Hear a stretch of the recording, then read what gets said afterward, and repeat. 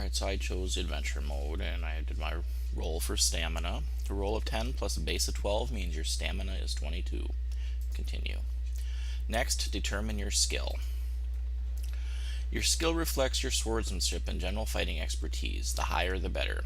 Your starting skill is determined by rolling one die and adding 6 to the number. This is then entered in the skill box on your adventure sheet. Roll your starting skill.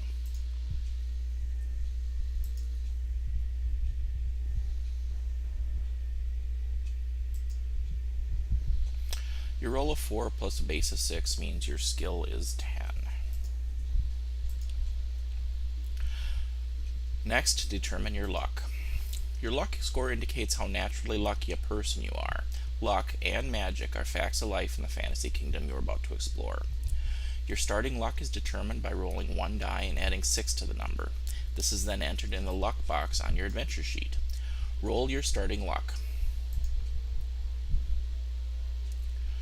Your roll of 2 plus a base of 6 means your luck is 8. Next, you must choose a potion to take with you. In addition to your other starting equipment, you may take one bottle of magical potion which will aid you on your quest.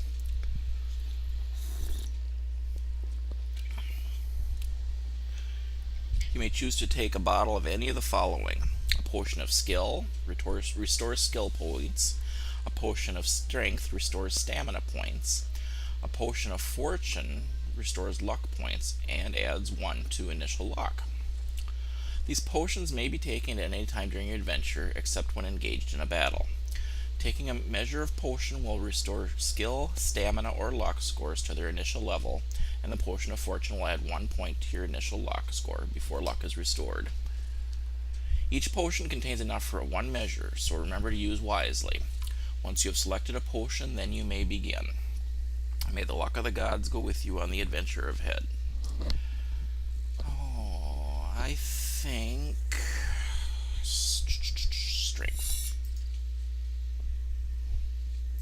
Did you put your tail in the fan? I don't know why you think you need to be up here. Why are you up here?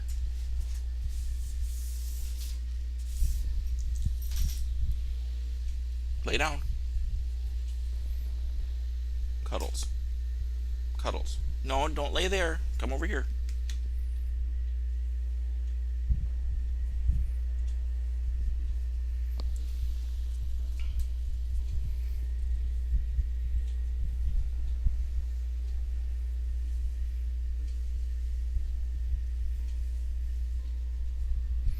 Cuddles, nobody wants to see this.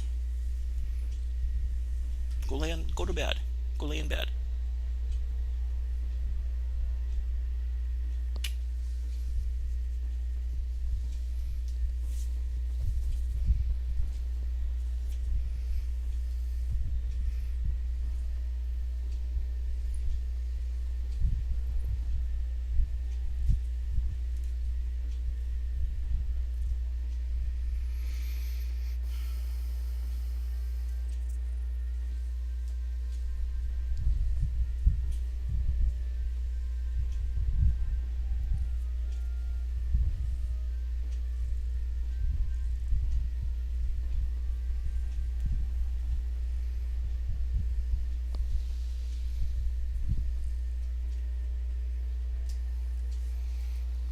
Come on, get down. Come on. Get. Come on. Go. Get. Psst, psst, psst, psst. Come on. Cuddles. Get. Get down.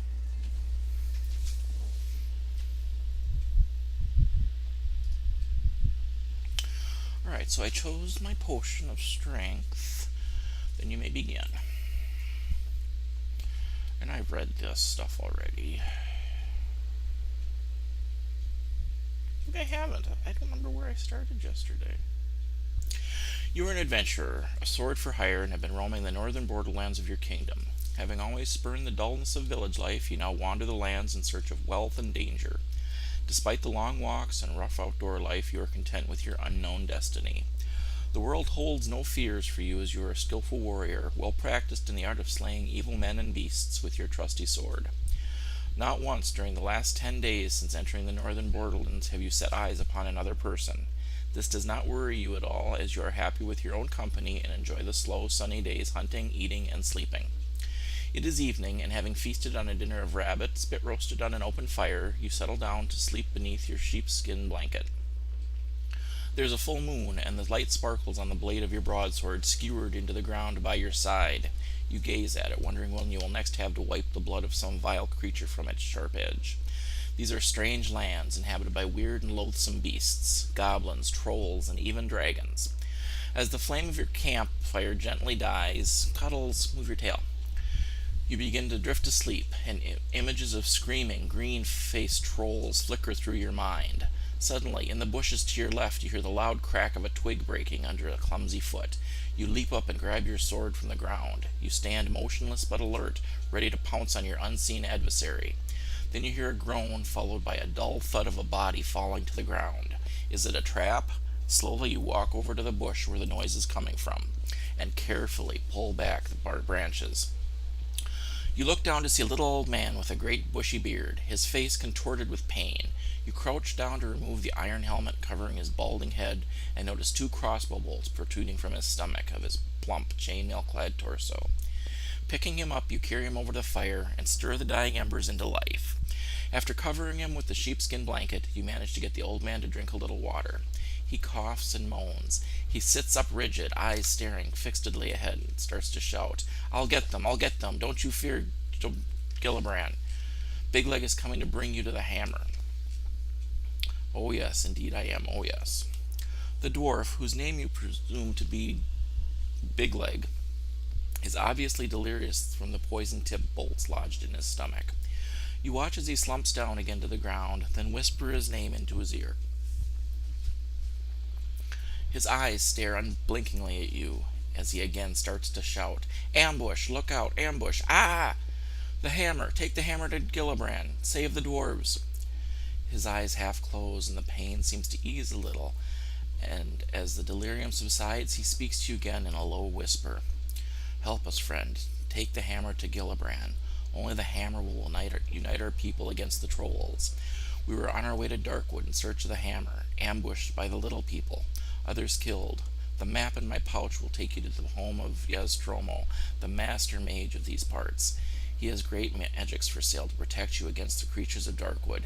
Take my gold. I beg you to find the hammer and take it to Gillibrand, my lord of Stonebridge. You will be well rewarded." Bigleg opens his mouth to start another sentence, but nothing comes out except his last dying breath.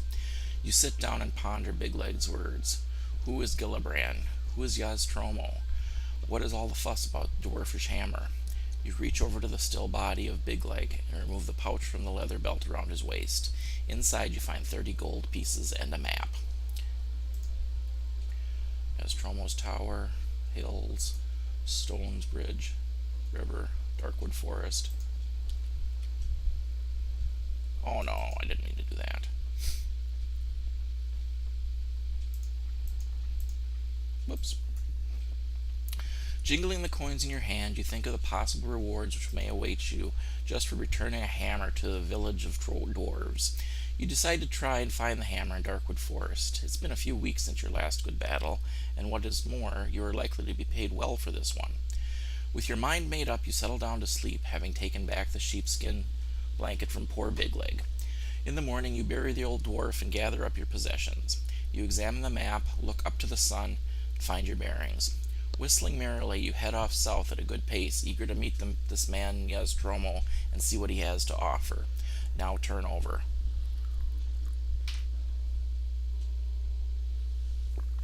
Cuddles, what do you want?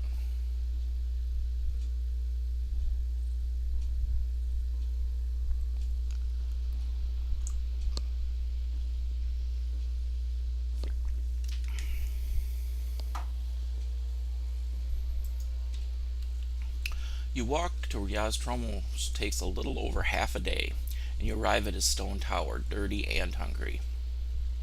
As the tower is set back on the edges of Darkwood, some 50 meters from the path you have been following, it is difficult to find. Finally, you walk up to the huge oak door, somewhat relieved to find that it does exist, and that Bigleg had not been speaking wildly in his delirium. A large brass bell and gong hang from the stone archway, As you ring the bell, a shiver runs down your spine, and you realize that the loud bong invades a deep silence which you had not noticed before. There are no sounds of birds or animals to be heard. You wait anxiously at the door and hear slow footsteps descending the stairs from the tower above. A small wooden slot in the door slides open, and two eyes appear and examine you. "Well, who are you?" demands a grumpy voice through the hole. You answer that you are an adventurer in search of Master Mage Nostromo, intending to purchase magical items from him to combat the creatures of Darkwood Forest. "Oh, well, in that case, if you are interested in buying some of my merchandise, you had better come in. I am Nostromo." He then turns and slowly climbs the stone stairs. Will you follow him up the stairs, or draw your sword and attack him? I think we'll just follow him. You follow the huffing and puffing old man in his tattered robes up the spiral staircase to the large room at the top of the tower. Shelves, cupboards, and cabinets line the walls, all filled with bottles, jars, weapons, armor, and all manner of strange artifacts. Nostromo shuffles past the general clutter and slumps down in an old oak chair. He reaches into his top pocket and pulls out a fragile pair of gold-rimmed spectacles. Placing these on his nose, he picks up a piece of slate and chalk from the table next to his chair and begins to write frantically. He then hands you the slate. So these are the different potions and things that we can buy. I'd like a potion of healing.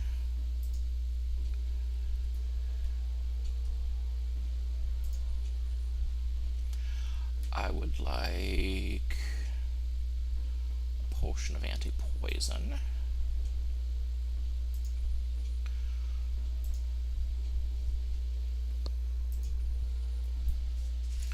I spent 3, 5, 8.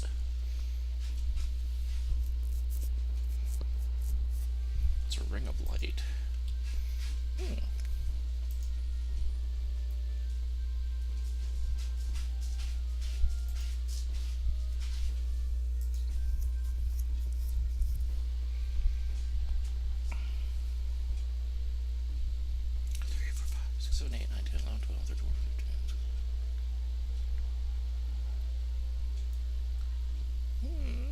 What do these nose filters do?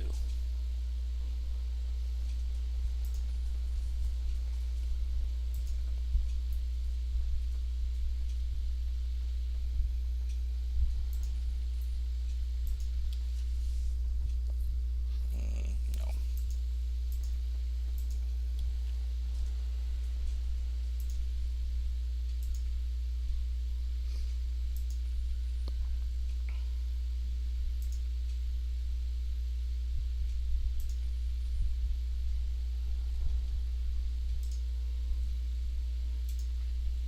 Oops. What's my inventory? That's a bookmark. I want inventory. There we go. Provisions 5, potion of strength, potions of healing.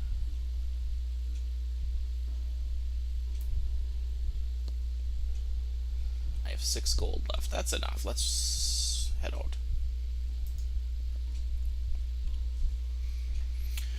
He tells you that all the instructions for use are clearly written on the labels attached to the items, together with their suggested use. He sighs and tells you that unfortunately the magic in the items only works once, but that they are the best you can buy for the money. Nostromo then asks you the reason for the purchase of the items, and you tell him your story and your decision to continue the quest of the luckless Big Leg. "Ah, yes," Nostromo says slowly, rubbing his chin. "I heard that the good dwarves of Stonebridge had lost their fabled warhammer. Without it, their king is unable to arouse his people, despite the fact that the hill trolls threaten his village. Rumor has it that an envious king of another village of dwarves sent an eagle to Stonebridge to steal the hammer, which it managed to do. But as it flew over Darkwood, it was attacked by deathhawks, and the hammer dropped into the forest and was lost. Apparently, 2 forest goblins found the hammer, but could not decide who was to keep it. They wrestled for hours, but gave up. Then they discovered that the handle unscrewed from the head, and the argument was settled. One kept the head, the other kept the handle. And then they parted, each happy with their new treasure. Who knows if they still have them, so I'm afraid your problems are doubled. I can tell you that the head is made of bronze, and the handle is made of polished ebony. Both head and handle have the letter G inscribed on them. Your task is not easy. Good luck." You thank Nostromo and leave the room by the spiral staircase.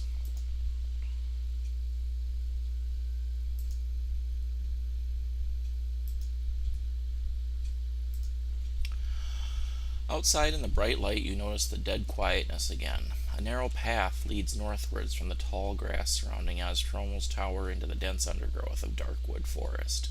In a few strides, you are surrounded by the dark and tangled forest. Stones and knotted roots seem to hide in the shadows, and you can almost believe that they are trying to trip you up. The light fades quickly, and the air becomes moist and unpleasant.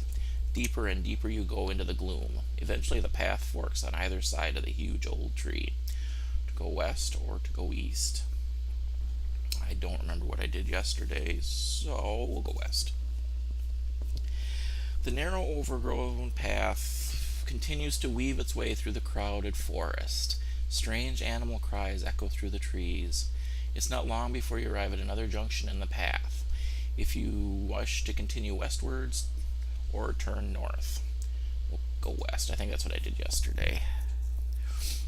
The path turns suddenly to the right and proceeds northwards into a dense undergrowth. Suddenly, off the path to your left, you hear cries of help. If you wish to aid the person in trouble, go here. If you'd rather ignore the cries and continue your journey, turn here. Yeah, this is the guy that stole my gold yesterday. I do not want to help him, so... Walking along the twisty path, you see a small, sinewy creature with brown, scaly skin sitting on a log to the right of the path. He has a sullen expression on his face as he slowly tosses a black, shiny rod on a leather cord back and forth between his hands. He might be one of the goblins you are looking for. Will you draw your sword, try to start a conversation, or ignore him? No, he was a shape changer, so I'm going to ignore him. As you walk past the goblin, he growls unlike anything you have ever heard before, a growl that you would not expect a goblin to make. Feeling a little nervous, you head quickly north. The path continues north and you soon reach another junction. If you wish to continue north, turn to 97. If you wish to go east, turn to 20. We'll go north. The path leads ever northwards, but at last the trees are beginning to thin out and appear less menacing as daylight streams through between them. On the right-hand side of the path, you see an old oak chair covered with moss. If you have provisions and wish to sit in the chair and rest and eat, turn here. If you'd rather press on, turn here. Well, that chair drained my stamina yesterday, so we'll just keep going. The path eventually merges from the trees onto a vast plain. Beyond, you see rising ground leading to low hills. The waist-high grasses on either side of the path sway gently in the warm breeze. All is peaceful and the dangers ahead seem unimportant. You're enjoying your walk when suddenly the silence is broken by the sound of squealing and grunting to the right of the path. You can see a path being made through the grass by an unseen beast moving quickly towards you. You draw your sword in readiness. A few yards ahead of you, a large brown pig-like creature bursts out onto the path and halts there. It has two long tusks protruding from a short, stubby snout. Steam rises into the air from its sweating body. Its small eyes look at you before it puts its head down to charge at you. It is a wild boar.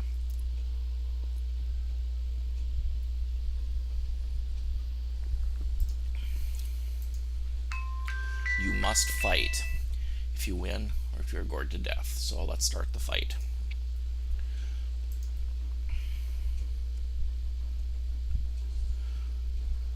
You hit the wild boar. Hit the wild boar.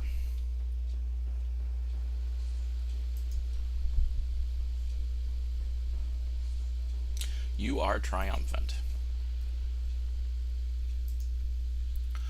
As you draw your sword from the carcass of the wild boar, you wonder what made it attack you. In the distance, you hear the sound of barking dogs.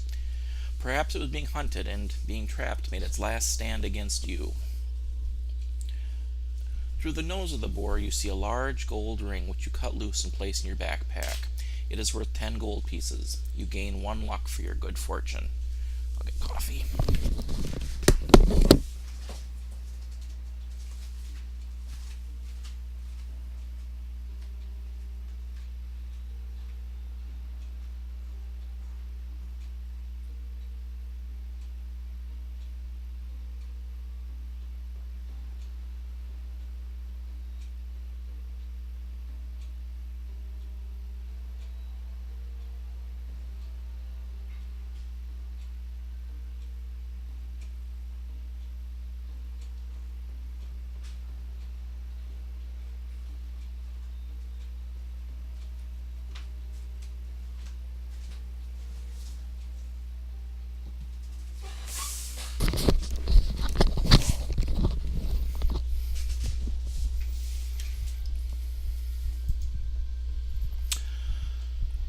Walking north, you soon arrive at a junction in the path. You may continue north, go west, or go east. We will continue north. Look, Cuddles, get out of my coffee. As you walk northwards toward the plain, the grass suddenly becomes shorter and the ground starts to rise gently. Ahead you hear the roar of crashing water. Soon you reach the bank of a wide river split on two levels. To your right the water is calm and slow moving, but in front of you it tumbles noisily down a waterfall to a gorge below, where the river narrows and runs quickly west over rocks and boulders. Steps lead down the side of the waterfall to the bottom of the gorge, although it is difficult to see where they end because the spray is thrown up. Across the river you see a path heading north into the distance. A small wooden boat is tied to a post to your right where the river is calm. Will you walk down the steps or row the wooden boat across the river? I used the steps yesterday, so let's take the boat today. You untie the boat and start to row across the river to the far bank. You are about halfway when you notice that the bottom of the boat is beginning to fill with water. Leaks appear everywhere. The boat is rotten and starts to sink. You grab your possessions and swim across the other side. You climb out of the river and dismayed to see that your remaining provisions, if you have any, are dissolved in the water. It is getting dark as night closes in, and you decide to camp behind some rocks to the right of the path. You build a large fire and settle down to sleep with your sword by your side. It's kind of not good. You have been asleep for about an hour when the noise of deep growling wakes you up. You stand without making a noise and grab your sword. You wait and listen. Ooh, he's not pretty. There's a full moon in the sky, and the light casts eerie shadows all around. You hear soft footprints and sniffing, followed by another low growl. Then a shape which looks like a man steps out of the shadows to your right. As he gets closer, you see that his chest, arms, and face are covered with thick brown hair, and long teeth protrude from his mouth. He is a werewolf, and you must fight.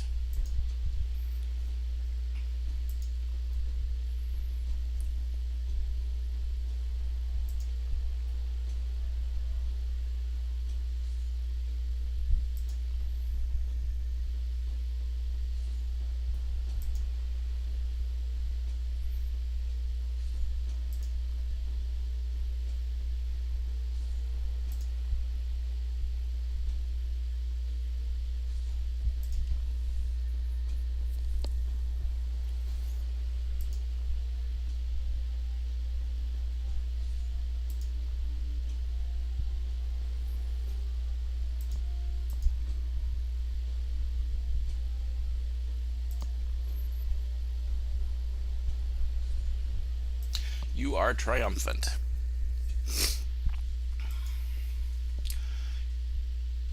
If the werewolf wounded you during combat, turn to 155, and he did.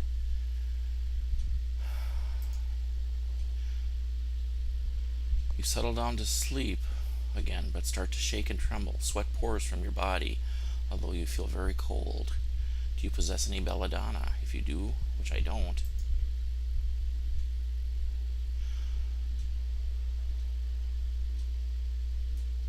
you feel a burning sensation inside your body as you sink into a raging fever. You may be about to change into a werewolf yourself. You lose 3 stamina points. Are you still alive? If you are, test your luck.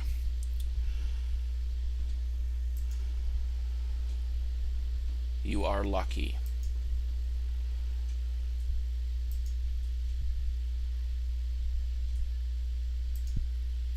The effects of the fever finally wear off, and you gratefully fall back asleep again. In the morning, you collect your belongings and head north along the path into the hills. The ground is quite steep as the path winds its way into the hills. By the time you reach the top, the sun is quite hot. All around in the distance, you see the dark green circle of darkwood forest. Mist still hangs from the tall grasses behind you, but ahead you see a valley floor bathed in sunlight. All is quiet. As you start down the far side of the hill, you see a junction in the path. You may continue north down the hill, or you may head west along a new branch. Well, let's keep going north. The path runs between a narrow gorge between 2 hills. You feel vulnerable and draw your sword, expecting to be ambushed at any moment. Unfortunately, because you are concentrating on watching the sides of the gorge, you do not see a small patch of leaves and branches on the path ahead. Your foot goes right through the thin covering of a trap, and you plunge 4 meters to the bottom of a rocky pit. To add to your misfortune, a wooden stake with a sharp tip points out of the center of the pit. Test your luck.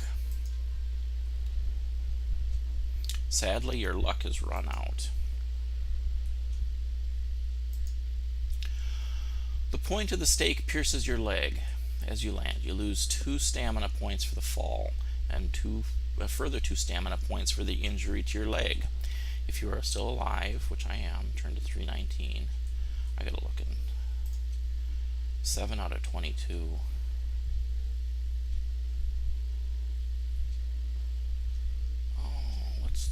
Do I have that potion? Potion of healing.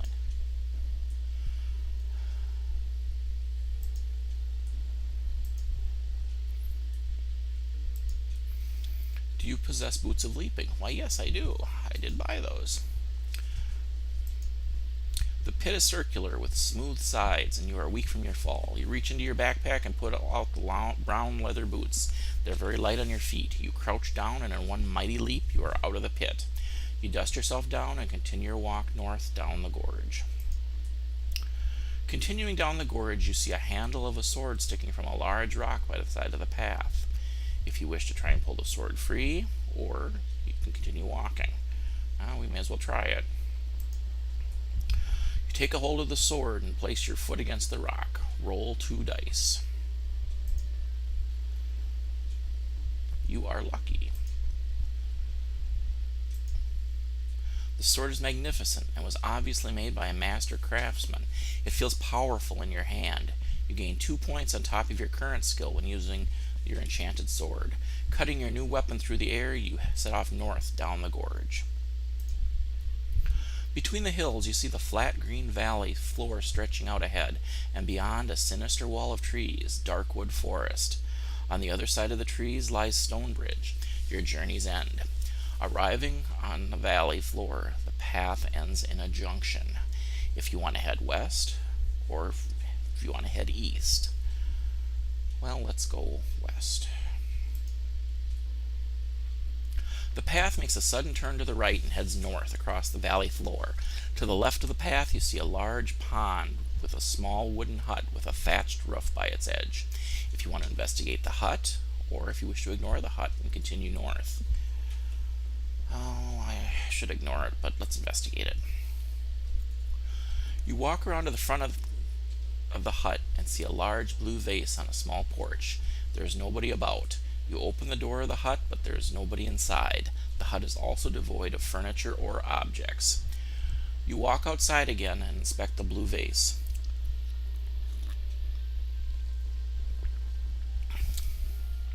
You look inside, but despite the sunlight, are unable to see beyond the rim. The vase is filled with an eerie blackness. You shake it and hear a rattling sound.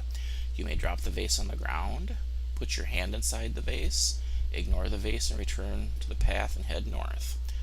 I think we'll ignore the vase. As you walk across the valley, you see a dark green wall of darkwood forest looming up before you. The path leads directly into thick undergrowth, and soon you are walking between tall, dark trees and thorny bushes. It is dark and quiet. The path forks. Do you wish to walk east, or would you rather continue north? We'll continue north. Amidst the trees to the left of the path, you see a small stone building covered with ivy and moss. If you wish to examine the building, or you wish to carry on north. Now let's examine the building. The building measures only 3 meters by 3 meters and has no windows. The door is made of stone and looks very solid.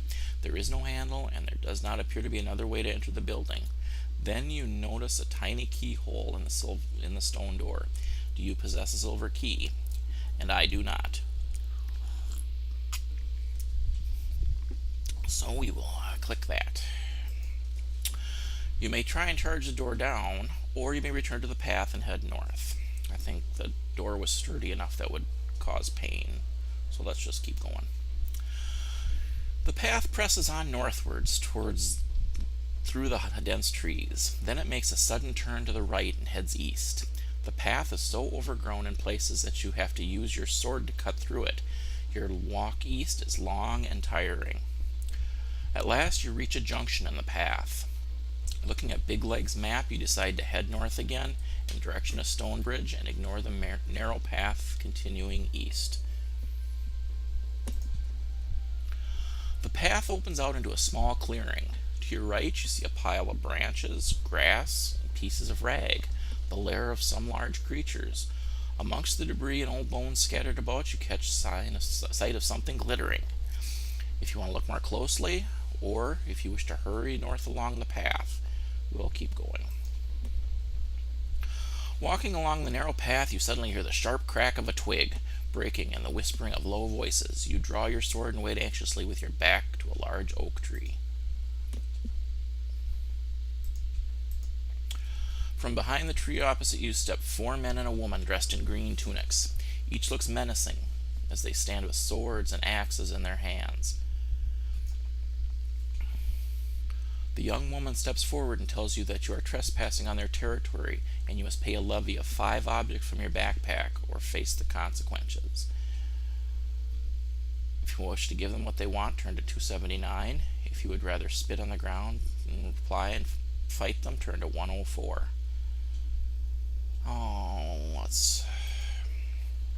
The bandit woman steps forward with her sword raised, shouting death to the intruder. She is their leader, and you must fight. Boy, she doesn't have much stamina.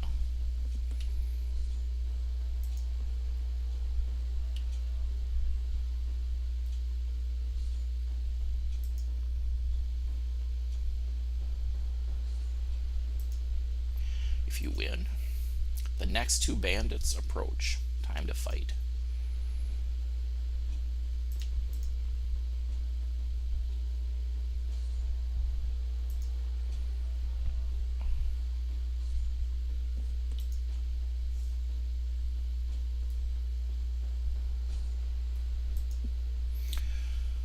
You have defeated the first bandit. Now you must face the next one.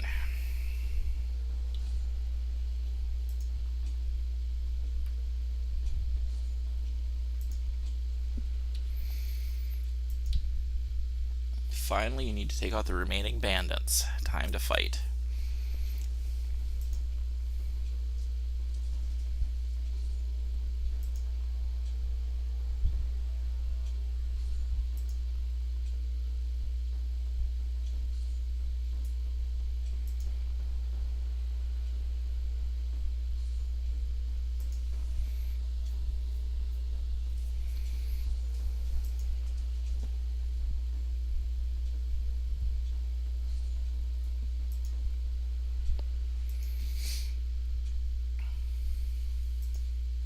A search of their clothing reveals nothing of interest apart from 2 gold pieces which you put in your backpack.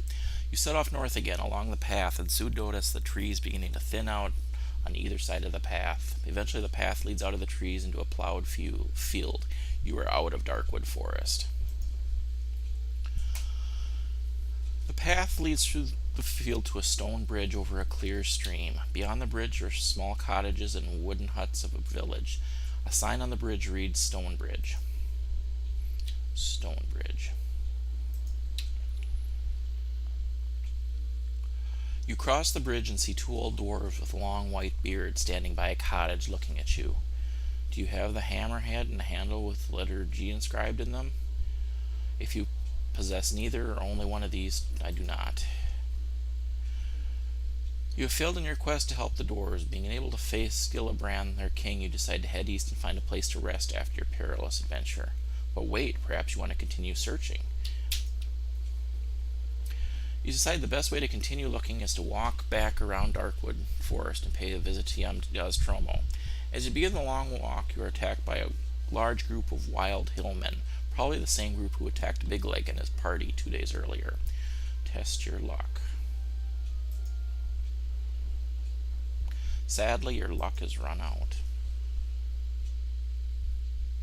If you're unlucky, you are showered by arrows. There is no way you survive, and your adventures in the Darkwood Forest are over. Well, that's it for today then, I guess. We tried. We tried and we failed. Right, Cuddles? Why do you have to lay there? I can't see.